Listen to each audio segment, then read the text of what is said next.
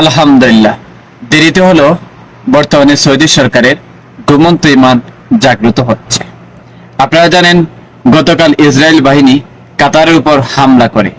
কাতারের উপর হামলা খেপে গিয়েছেন সৌদি সরকার প্রিন্স সালমান। তিনি তাদের উপর হামলা প্রতিবাদ এবং নিন্দাবাদ জানাচ্ছেন। শিগগিরই ইসরায়েলের পতনের জন্য মুসলিম কান্ট্রিগুলো একত্রিত হওয়ার সম্ভাবনা রয়েছে।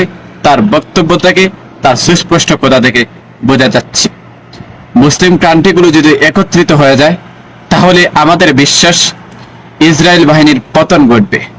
ইসরায়েল বাহিনীর পতনের অপেক্ষায় পূর্ণ বিশ্বের মুসলমান তাকিয়ে আছে শুধু সৌদির দিকে। সৌদির যুবরাজের এরকম নিন্দাবাদ, প্রতিবাদ আসলে এটি প্রশংসনীয় কাজ। তাতেই বোঝা যাচ্ছে মুসলিম কান্ট্রিগুলো দ্রুত একত্রিত হবে এবং মুসলমানের বিজয় খুব দ্বার প্রান্তে চলে এসেছে। ইহুদিদের পতন ঘটবে শুধু সময়ের অপেক্ষায়। মুসলমান জিন্দাবাদ। কাতারের উপর হামলা করা আমাদের বাংলাদেশ রাষ্ট্রদূতের কাছ থেকে একটি আবেদন করতে চাই। বাংলাদেশের পক্ষ থেকেও একটি নিন্দাবাদ জানানো হোক। সবাই একটি আওয়াজ তুলুন মুসলমানের পক্ষ হয়ে।